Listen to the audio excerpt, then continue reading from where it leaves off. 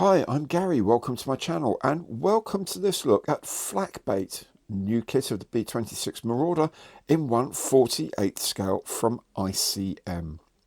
Now, if you enjoy the video, please make sure to give it the imperial thumbs up, hit the notification bell and subscribe to the channel. It's free and a great way to show your support. Let's make a start by looking at the box. So here's the box of Flak Bait B-26B from the 322nd Bombardment Group of the United States Army Air Force. Over here we have a reproduction of the nose art of the aircraft, and here the scale 1/48 and the product code 48321. On this long side we have a brief information panel here saying that the aircraft completed 206 combat missions. Some remarkable achievement, and there are 4 decal sets here for different periods of the aircraft service. Normally you have different decal sets for different aircraft. This is the same aircraft in 4 different times of its combat service. When complete, the aircraft will be 387 millimeters long, 454 millimeters wide, and it includes 367 parts. On the other long side are the 4 schemes that are referenced with the decals. So from mid 43, summer 44, spring 45 and summer 45. And let's have a look at what we get inside the box for our money. As we take the lid off, ICM kits, generally speaking, this is the way they do things. They have a somewhat tight fitting, it should be said, glossy lid on the top, and then inside is a substantial and sturdy double-walled cardboard box, which is top opener. It contains the plastic parts in cellophane bags. It contains the instruction sheet, and tucked inside the instruction sheet is the decal sheet, and also in there is a advert for ICM acrylic paints. Let's have a look at all these bits in a bit more detail. This is frame A, and obviously these are the 2 halves of the fuselage of the aircraft.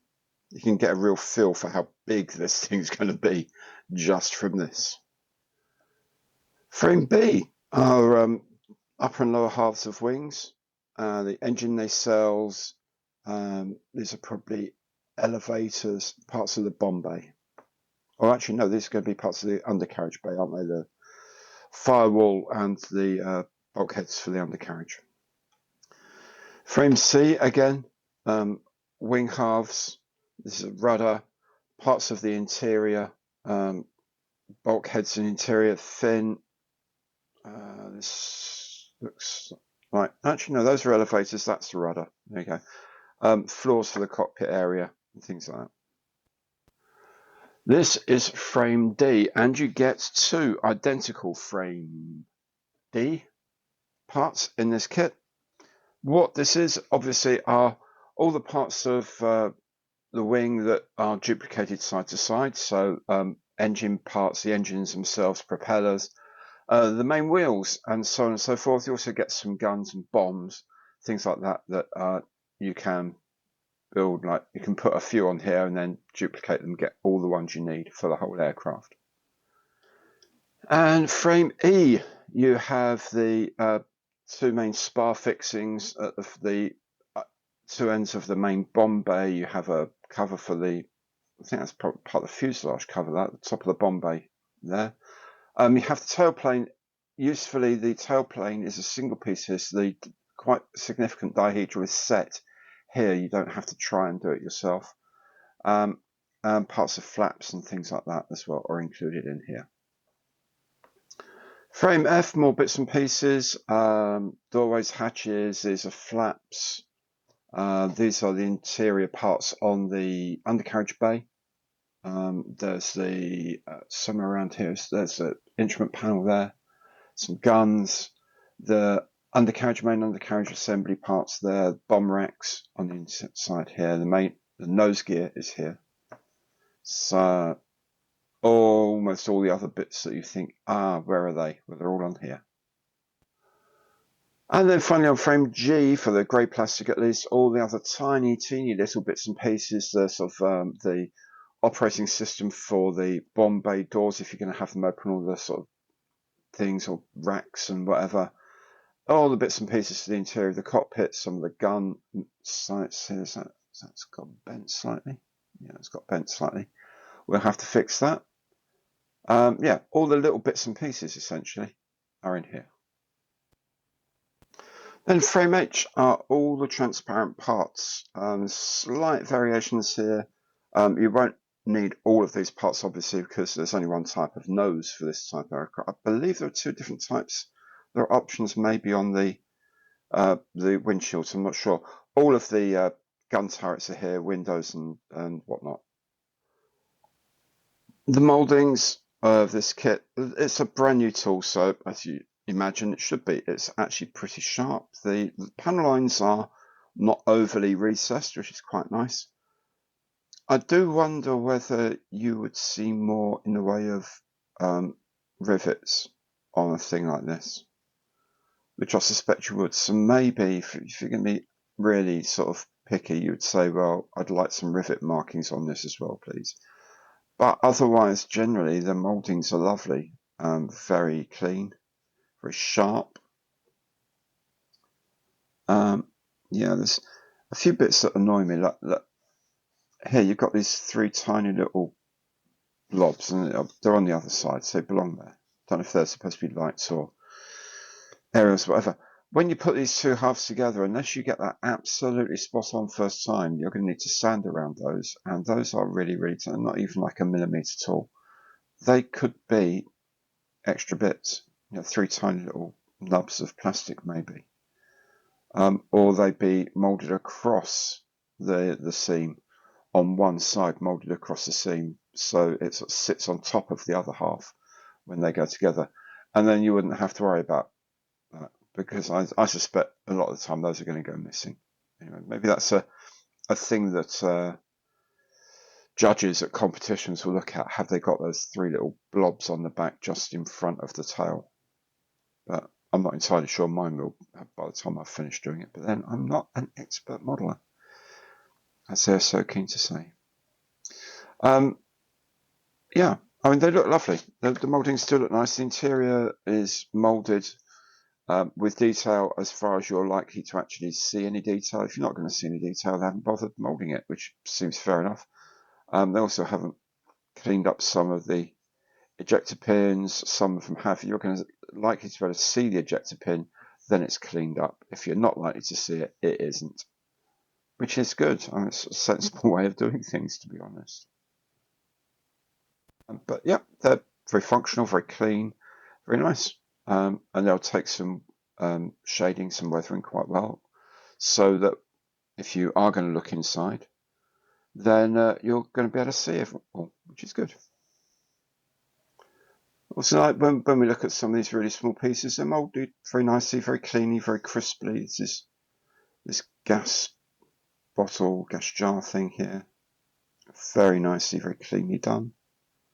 All these very little bits are all, you know, beautiful. There's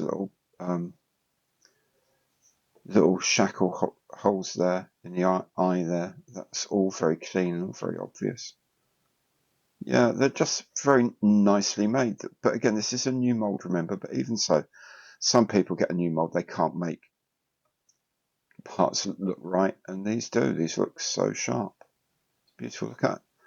Tiny little triangular mounting block at the end there is rendered, and the pin that goes through it. Very nice. But then that's kind of what you expect at this scale, 1/48.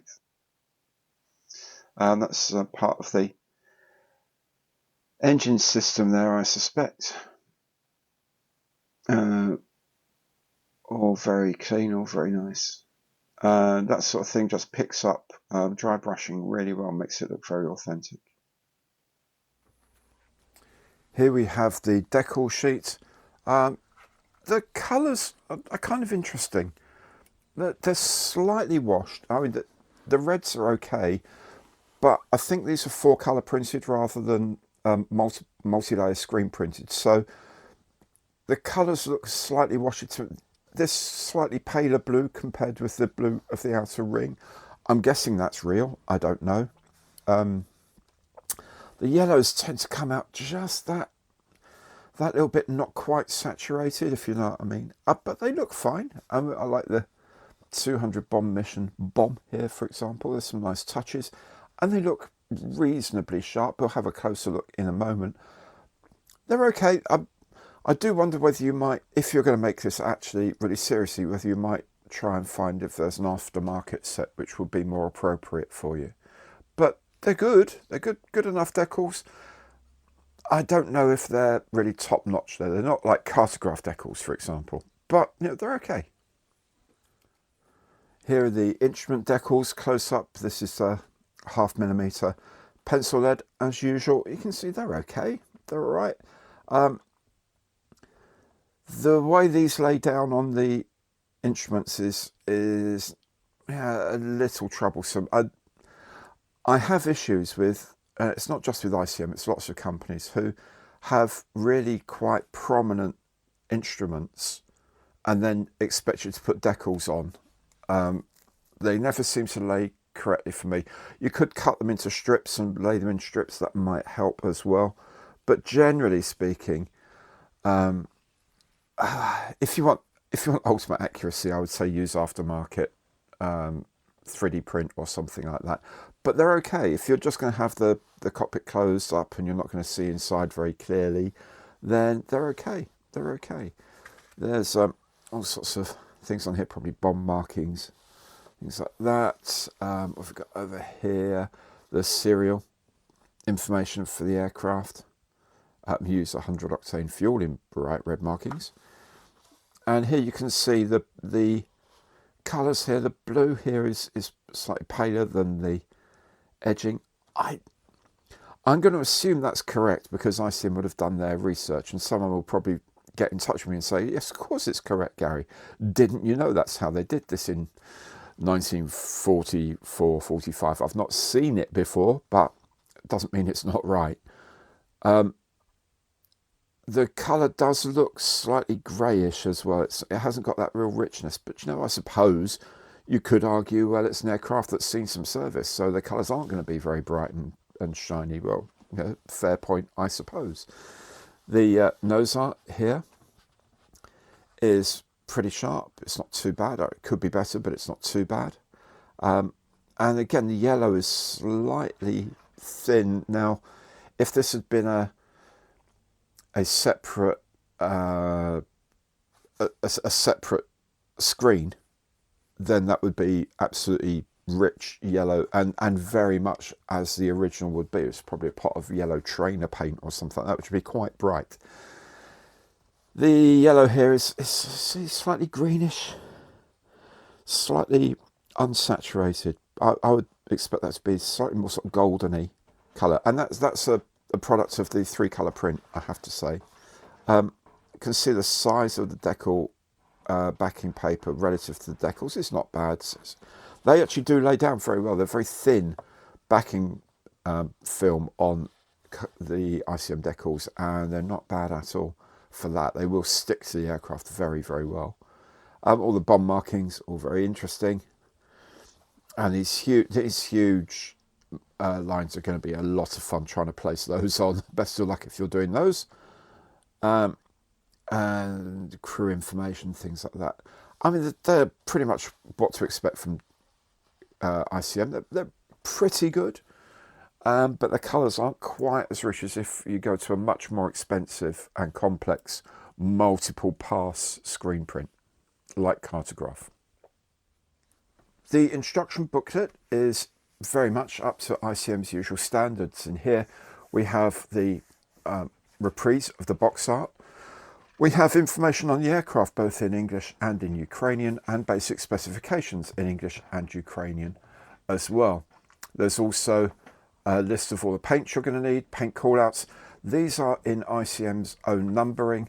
There are equivalents in other brands, of course, and I believe you can find these out from a conversion table on the ICM website. There's also a brief translation of the icons used here and a QR code to take you to the YouTube channel. Now on the YouTube channel you can see a 3D video instruction of how to build this aircraft, but because it's built based on an earlier aircraft, they haven't included it in this exact one. So the actual build of the kit is the same, it's just the colouring is different.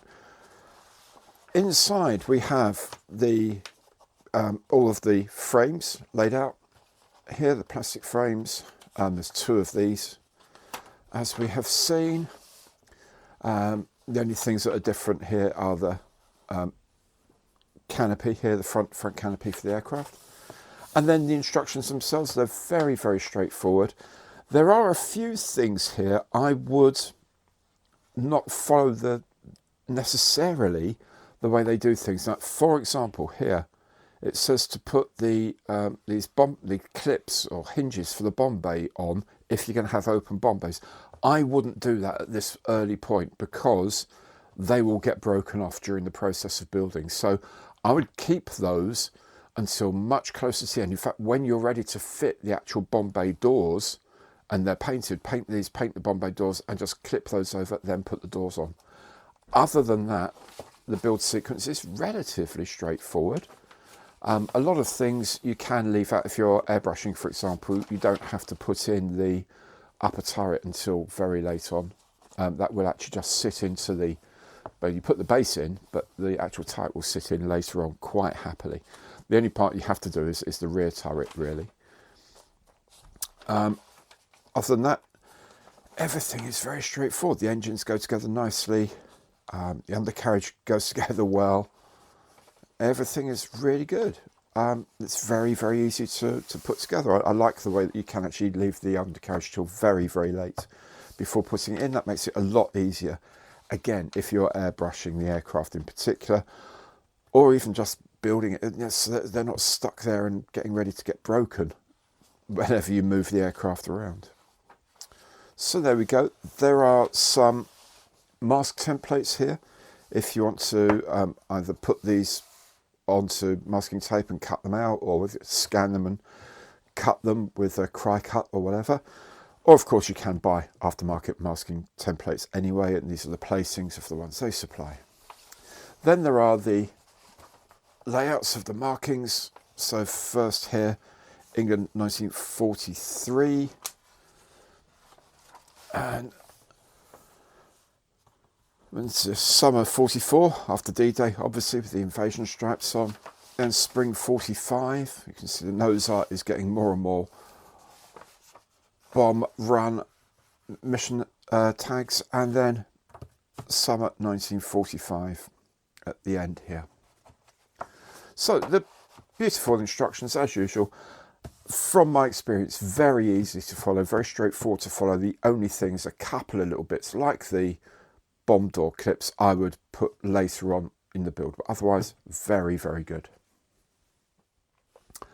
Available separately and at a small extra charge is this set of ICM acrylic paints for Flak Bait. This works on all their B-26s indeed. I used these paints on my B-26 that I built last year. Included in the pack is black, neutral grey, olive green, which you use for the interiors, camouflage green and US dark green used for the exterior, and of course grey primer. The paints, particularly these paints, I think go down extremely well, and if you're into things like pre-shading, these camouflage green or US dark greens and the neutral greys go over pre-shading really, really well. They're very easy to control the depth of colour because the pigment density is actually relatively rich, and they go on very, very well indeed. So if you haven't got these colours and you fancy trying out ICM paints, I would very strongly suggest you get a set of these. So there it is. The ICM Marauder is a beautiful kit to build. I can recommend it without hesitation. Thanks very much for watching today, and goodbye.